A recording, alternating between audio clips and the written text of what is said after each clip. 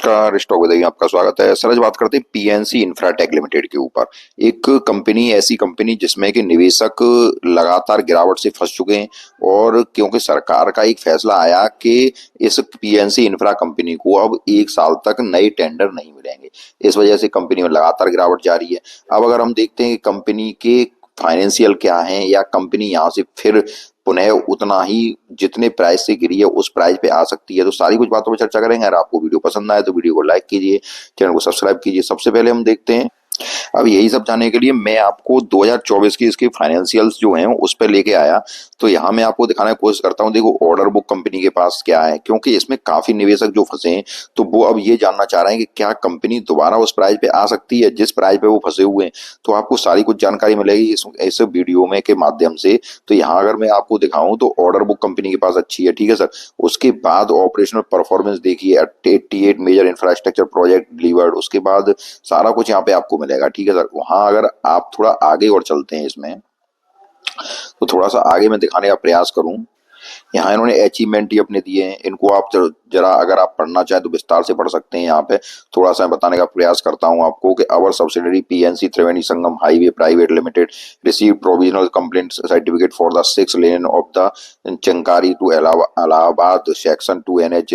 मतलब इन्होंने सारे कुछ अपने ऑर्डर बुक दिया है कि our order book under execution stand 15,400 crore as March 31 2024 not included and agri. तो मतलब सारा कुछ ये इन्होंने 2024 का सारा कुछ क्या इनके पास ऑर्डर बुक है क्या है, सारा कुछ इन्होंने दिया है। उसके बाद थोड़ा अगर आगे बताऊं, यहाँ देखिए कंपनी का जो विजन है, विजन को देखिए कंपनी का।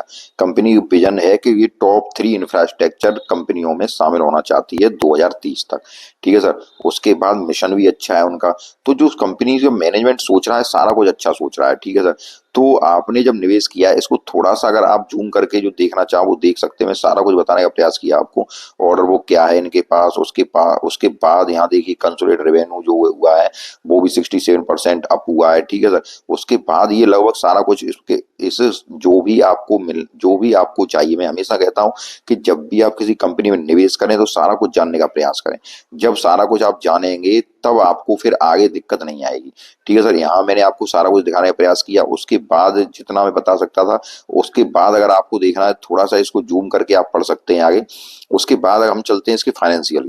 अब इसके अगर फाइनेंशियल्स पे आए तो मार्केट कैप देखें, इसका फंडामेंटल देखते हैं। मार्केट कैप 7,672 करोड़ कंपनी है, एक स्मॉल कैप कंपनी है। पी रेशियो के साथ इसका 6.19 का है, जो कि ठीक है। बुक वैल्यू 227 रुपए की है, ठीक है सर। बुक वैल्यू अभी कितने का चल रहा है, 299 रुपए का चल रहा है। तो बुक वैल्यू के आसपास ही स्टॉक आने वाला है। आरओसी आरओई देखें तो आरओसी आरओई दोनों अच्छी है, 15.8 की, 18.8 की है। पीजी रेशियो आपका 0.28 है, जिस हिसाब से मतलब पीजी रेशियो के साथ अगर पीजी रेशियो 1 से कम होता है तो आपको कंपनी अंडर वैल्यू मिलती है, 1 से अधिक होता है तो कंपनी ओवर वैल्यू मिलती है। पीजी रेशियो ठीक है। डेब्ट टू इक्विटी 1.51 का है, अर्थात अगर आप 1 रुपया कंपनी इन्वेस्ट करते हैं तो आपको कर्जा कितना मिलेगा, 1.51 का, ठीक है। रिजर्व है ही कंपनी के पास। पेट्रोल के हिसाब से पेट्रोल 6 का है इसका, जो कि बहुत ही अच्छा माना जाएगा, क्योंकि अगर आप पेट्रोल स्कोर में 9 अंक होते हैं, 9 में से अगर आप 6 अंक कंपनी को लेके आ रही है तो बहुत ही ठीक मानी जाएगी। औसत से ऊपर से कहेंगे उस कंपनी को। प्लेज परसेंटेज 0 है कंपनी की, ठीक है। कोई भी शेयर प्लेज नहीं है। प्रमोटर की होल्डिंग 56.1% है। तो काफी कुछ फंडामेंटल इसके काफी कुछ ठीक ठाक है। करंट रेशियो 2.37 का है। अब थोड़ा सा हम इसका रिजल्ट और आया है, इसको रिजल्ट की तरफ देख। अब आए इसके हम रिजल्ट पे। रिजल्ट अगर देखें तो सेल्स से देखिए, जून के क्वार्टर से सितंबर के क्वार्टर में सेल्स डाउन हुई है। पहले कितनी थी, 2168 करोड़ थी, अब हो गई है 1427 करोड़ की। एक्सपेंस जो है, एक्सपेंस भी थोड़े डाउन हुए हैं। तो ऑपरेटिंग प्रॉफिट मार्जिन अगर देखा जाए तो 45% से मार्जिन घट के 25% रह गया है, ठीक है सर। उसके बाद अगर देखें हम नेट प्रॉफिट देखें तो नेट प्रॉफिट पहले 575 करोड़ का था जो नेट प्रॉफिट, अब मात्र 83 करोड़ का नेट प्रॉफिट रह गया है। ईपीएस भी घट गया है। तो रिजल्ट तो इसके अच्छे आए नहीं है, पहली बात। दूसरी बात क्या हुई, दूसरी बात ये हुई कि सरकार ने इस पर रेस्ट्रिक्शन भी लगा दी कि आपको 1 साल तक नए प्रोजेक्ट नहीं मिलेंगे। लेकिन कंपनी ने ये कहा कि हमारे जो पुराने प्रोजेक्ट चल रहे हैं वो चलते ही रहेंगे, ठीक है सर। अब यहाँ पे मैंने तो आपको रिजल्ट दिखाए, रिजल्ट के बाद थोड़ा इसकी बैलेंस शीट पे अगर नजर डालूं मैं, तो बैलेंस शीट देखते हैं सितंबर की, कि रिजर्व कंपनी के पास बढ़े हैं, कर्जा कंपनी के पास उसी अनुसार बढ़ा है। रिजर्व कितने, 5,134 करोड़ थे, इस बार 5,778 करोड़ हो गए। लायबिलिटीज कंपनी के पास टोटल लायबिलिटी अगर देखी जाए तो 16,928 करोड़ की हैं, जिसमें कि फिक्स्ड एसेट कंपनी के पास 1,084 करोड़ के हैं। फिक्स्ड एसेट में भी लगातार कमी आ रही है। ठीक है सर, ये देखिए 1,482 करोड़, 1,291 करोड़, ये भी लगातार कमी आ रही है। कार्य प्रोसेस कोई नहीं चल रहा है। इन्वेस्टमेंट कंपनी ने 881 करोड़ का कर रखा है, अदर एसेट्स भी कंपनी के पास। ठीक है, ये तो आई इसके बैलेंस शीट की बात। अब मैं आपको थोड़ा सा, अगर शेयर होल्डर पैटर्न की बात करें तो प्रमोटर की होल्डिंग सेम बनी हुई है, ये बात आप देखिए। प्रमोटरों को अपनी कंपनी पे पूरा भरोसा है। प्रमोटर की होल्डिंग 2021 से सेम है, कोई प्रमोटर की होल्डिंग में चेंज नहीं है। एफआईआई की होल्डिंग भी अब कब की बार अगर देखी जाए तो 10.05 हुई है, पहले 10.83% थी। डीआईआई की होल्डिंग 25, थोड़ी सी डीआई की होल्डिंग घटी है। पब्लिक ने थोड़ा माल बढ़ाया है। ठीक है सर, अब मैं थोड़ा सा यहाँ से आपको इसके कामकाज अगर का तरीका दिखाऊं, तो ये देखिए debtor days, inventory days, days payable, cash conversion cycle. क्योंकि कंपनी का जो कामकाज है, क्योंकि जो भी काम, जैसे वहां मैंने आपको पढ़ाया था कि लखनऊ एक्सप्रेस वे 1 से 8 दिन पहले पूरा कर लिया, तो यहाँ देखिए डेब्टर डेज 69, कितना जबरदस्त कंपनी कामकाज है। 69, 83, 1 से 3 दिन, 49 दिन और 54 दिन, मतलब सारा का सारा काम कंपनी 90 दिनों के अंदर कर रही है, जो कि बहुत बड़ी बात है कि इंफ्रास्ट्रक्चर कंपनी के लिए कंपनी का कामकाज बहुत ही अच्छा है। जब 90 दिनों के अंदर कंपनी कोई कामकाज करती है, तो इसका मतलब ये है कि कंपनी अपना कामकाज बहुत ही बढ़िया तरीके से कर रही है। ठीक है सर, इसके इसके अलावा अगर थोड़ा सा अगर मैं बात करूं आपसे, अगर मैं यहाँ पे आपको टिकट टेप की वेबसाइट पे लाया और वहां पे अगर मैंने आपको दिखाने का प्रयास किया, तो एक्सपेक्टेड जो फोरकास्टेड है, जो मैं वो बताऊं आपको, तो यहाँ से देखिए आप, हाई लगभग 633 का, करेंट प्राइस से लगभग 111% तक का हाई बता रहे हैं कि इतना ये स्टॉक दिखा सकता है। ठीक है, उसके बाद ये 554 रुपए मीडियम बता रहे हैं, 85%। उसके बाद लो है वो 352 रुपए। ठीक है, ये तो फोरकास्टेड है। अब यहाँ पे, अब देखो सर, ये तो फोरकास्ट दिखा रहे हैं टिकट टेप वाले। ठीक है, यहाँ से क्या कह रहे हैं, ये higher return expectation, expected return of 85.25% from current price level is more than last 3 year CAGR of 22.07%। ठीक है सर, अब ये सब क्या मिल सकता है, इसके लिए हम चलते हैं चार्ट पे, और मैं इसमें अपना कॉन्क्लूजन बाद में देंगे करना क्या है स्टॉक में। ये बात आपको ध्यान रखनी है कि अब स्टॉक में, क्योंकि गवर्नमेंट ने ये कहा है कि इसको 1 साल तक कोई नए टेंडर नहीं मिलेंगे, इसका मतलब आप समझ रहे हो, वो भी अभी अभी विस्तार में बताते हैं। सबसे पहले इसके चार्ट पे चलते हैं। अब हमारे कंपनी के चार्ट पे देखो सर, जिसके पास स्टॉक है, ठीक है सर, सबसे पहले मैं बताता हूँ चार्ट के अनुसार, ये स्टॉक में जब लगातार अब जो गिरावट हो रही है, इस बार के कंपनी के रिजल्ट भी अच्छे नहीं आए। दूसरी बात, पहली बात तो ये हुई कि गवर्नमेंट की तरफ से इसमें गलत एक्शन हुआ। ठीक है सर, जो एक्शन हुआ वो भी नेगेटिविटी लेके आया। उसके बाद इस बार के सितंबर के रिजल्ट भी अच्छे नहीं आए। अगर आपने कंपनी में निवेश किया है, ठीक है सर, अब देखिए ये स्टॉक, थोड़ा सा वीकली कैंडल लगाता हूं इस पे, ये वीकली मैंने चार्ट लगाया। अब देखिए आप, अब ये स्टॉक अपने अभी बेस पे है। ठीक है सर, कहाँ पे, इस प्राइस पे लगभग, ये देखिए आप, यहाँ पे ठहरा हुआ है। लेकिन ये जो कैंडल बन रही है, ये देखिए आप, यहाँ से मैं समझाऊं आपको, ये जो 20% का लोअर लगा, उसके बाद अब ये जो लोअर की तरफ जा रहा है, एक और कैंडल जो यहाँ बन रही है, यहाँ से भी लोअर की संभावना ही नजर आती है। ठीक है सर, यहाँ से आप कहो कि यहाँ से स्टॉक उठ जाएगा, यहाँ से उठता हुआ नहीं दिखाई दे रहा है। फोरकास्ट वाले क्या कह रहे हैं, क्या नहीं कह रहे हैं, आपको ध्यान देना है कि अभी चार्ट पैटर्न क्या बनना है। ठीक है सर, अब मैं यही बताऊंगा लॉन्ग टर्म में आपको क्या करना है।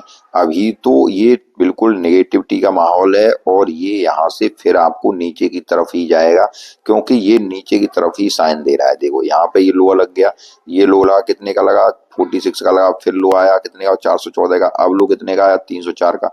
अब की यार ये लो जो आ रहा है वो आपको यहाँ तक भी दिखाएगा, और वो हो जाएगा लगभग, आप देखिए, ये पहले तो 285 तक आएगा। ठीक है सर, 285 से अगर नीचे आता है तो स्टॉक आपको, ये स्टॉक 216 के पास भी दिखाई दे सकता है, ये बात आप याद रखिए।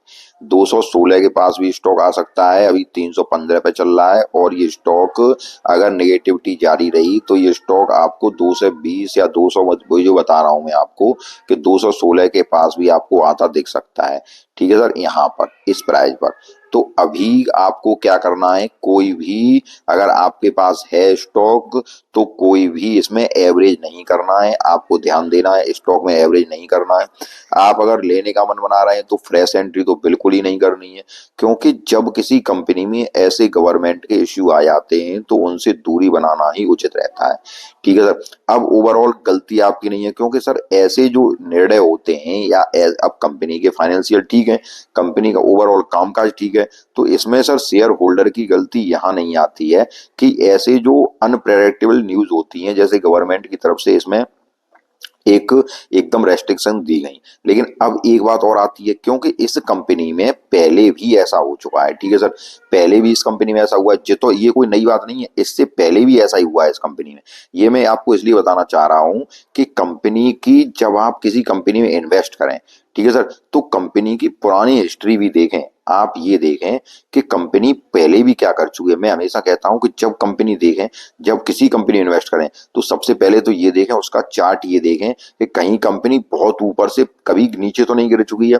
क्योंकि एक बात थोड़ा आपको मोटे तौर पर समझाऊं कि जैसे कंपनी की, या कोई ऐसे समझा दे रहा हूँ, कोई जैसे व्यक्ति हो, अगर वो चोरी करता है, ठीक है सर, मैं आपको एक थोड़ा उदाहरण दे रहा हूँ कि कोई आदमी अगर चोरी करता है या कोई व्यक्ति चोरी करता है और कुछ दिनों बाद ये कहे कि हम अब सुधर गए, आपको वो दिखाई देने लगा कि अब ये बढ़ने लगा है, ये सुधरने लगा है, लेकिन जो उसकी प्रवृत्ति है वो कहीं ना कहीं से दोबारा भी आ सकती है। ये बात आप याद रखिए, वो ऐसा दोबारा हो सकता है उसके अंदर।